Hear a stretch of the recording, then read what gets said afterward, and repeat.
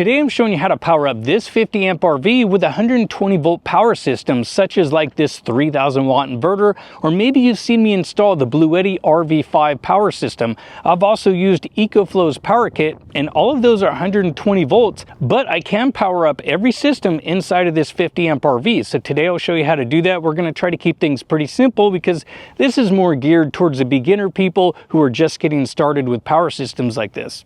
Now we're going to use these adapters and a few other things to kind of explain how it actually works versus just me showing you, because knowledge is power, and actually knowing how it works is actually a lot better than just somebody showing you, hey, do this, and then that's it. That way you can help someone else out just in case they need help as well. Now again, if you're not comfortable with wiring or you have no idea what you're doing, it's best to consult an electrician and get them involved instead. But let's go get started. I'm going to show you some of the stuff inside the RV first, and then I'll show you some examples and things that you need. That way you can have this pretty much powered up with any 120 volt system. Okay, so let's start inside the RV real quick just to show you.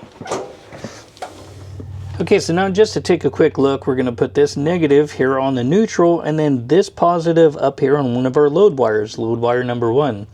As you can see, we don't have any power going to the meter there, so nothing coming in at the moment. And then I'm going to show you again what happens after we hook something up, and then I can explain a little farther. So no power coming in. Okay, so now if we come over here to our plug, this is our 50 amp plug, right? So see how it says 208Y, 120 volt, or 120 240 volt. And so just so you know, if you have this type of wiring, any 120 volt source will power the whole RV. So then I'll show you how I do it with power systems after this, but that doesn't mean you can power everything. You're limited to the supply, whatever your shore is. If it says 1500 watts, that's all you get through the whole RV. That doesn't mean everything can be ran, right? So we're going to make sure we stay with those principles, but now let's hook something up. Okay, so you've probably seen one of these connectors before, popular for maybe getting the refrigerator going before you leave for a trip, or if you want to keep the batteries charged at home. These are super popular, so we'll plug this in real quick, and then we're going to hook it up to shore power, which is going to be this guy. This little EcoFlow power station just happens to have some 15 amp plugs on the front, so we're going to use this as our simulated shore power. Okay, just barely works. I forgot my extension cord, but anyway, this will be our simulated shore power. Now let's go inside. Okay, back inside, checking line 1 right here. Now you can see we have 120 volts. Let's go to line 2. If we look here, we also have 120 volts, but how is that? Because we're only plugged in to a 120 volt source. So why is the whole trailer powered up? And when I mean the whole trailer, that means AC number 1 is powered, AC number 2, the microwave also has power, along with the refrigerator. Now, of course, again, I am limited to what that power station can supply, so I can only really run about 1800 watts. Okay, so let's just unplug this real quick and I'll show you something else. Now look at this adapter. You have 3 prongs, 120 volts, right? Well, this is your supply. This would plug into here. And on the other side, we have 4 prongs. So now we're going to plug this in real quick and take a look. Okay, so still plugged in the shore power. Here is our 3 prongs, and normally we would just get 120 volts, right? That's all you get. So there's your 120 volts. Now we take our 3 prong to 4 prong adapter. Now this is pretty hard to see, but what this is doing is you have a ground up here, you have a load wire on this side, and a load wire on that side, and it could be red on this side or red over here, red, black, it doesn't matter. We're not worrying about that. And then you have your neutral, which is the white one down here. So we take our little prong here, put it into the neutral. Then we take our positive and put it into one of the load wires on this side. And now if we look at our meter, hopefully you can see that it is a little bit glary out here, but if we look at the meter, 120 volts. So now let's go to the other side real quick. So now we're on the other side, showing the same thing, 120 volts on both sides. So how are we getting 120 volts over here and 120 volts over there? That is what is powering up the RV. It's sending 120 volts over here and 120 volts over here, but how is it doing that if there's only 3 wires?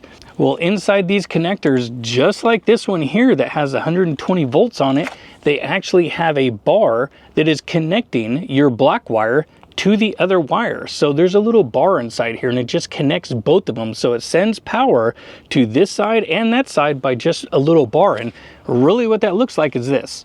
Okay, so now maybe you're starting to follow along to see how I do this, and we'll get to the last part here in a minute, but here's your normal 120 volts. You have your neutral, then you have your ground, and then you have your load wire. We'll get rid of the ground, and then we have a neutral. This is just going to be off all by itself.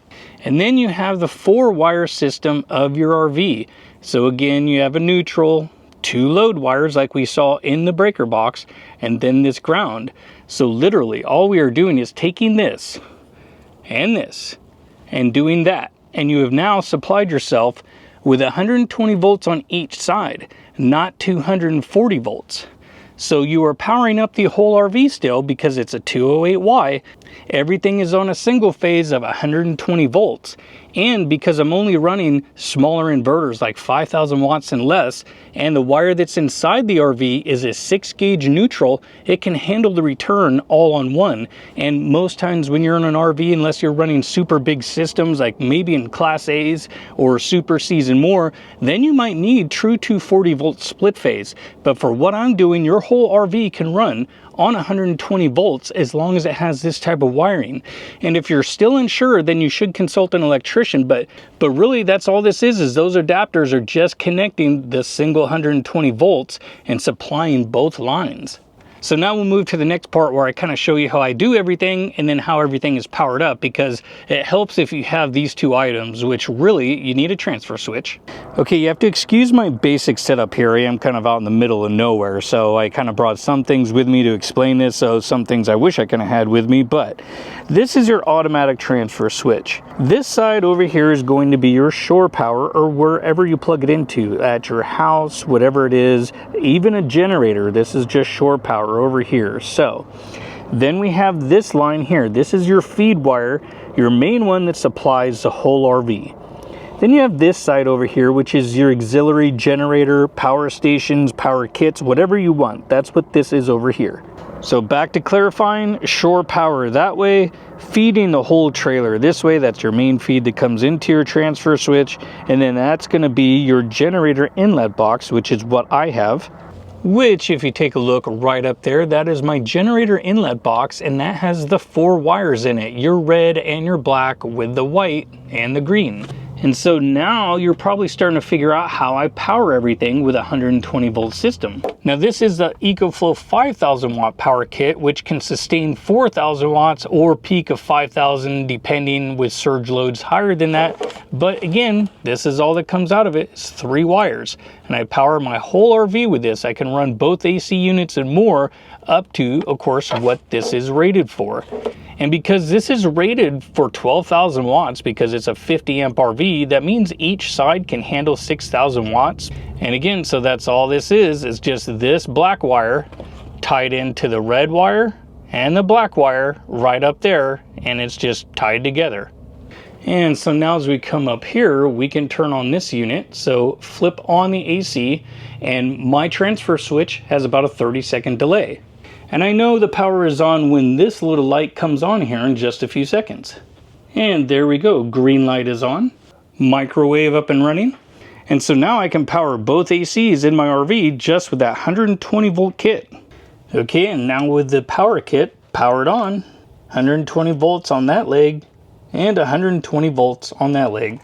Okay, so now that you've seen how I power up the RV, obviously getting a transfer switch, if you don't have one, makes it a lot easier, because then you can just have this as a separate system, and then if for some reason this fails, you can simply pull out your umbilical cord, plug into your shore power port, and then you have your whole RV up and running again with just say that small power station or a gas generator. Now, of course, you are going to be limited to whatever that power station can put out, whether it's big or small, but at least everything inside works if you need it. Now, I will leave some information down below on transfer switches and a few other things. I hope this video helped you out, and I hope to see you in another one.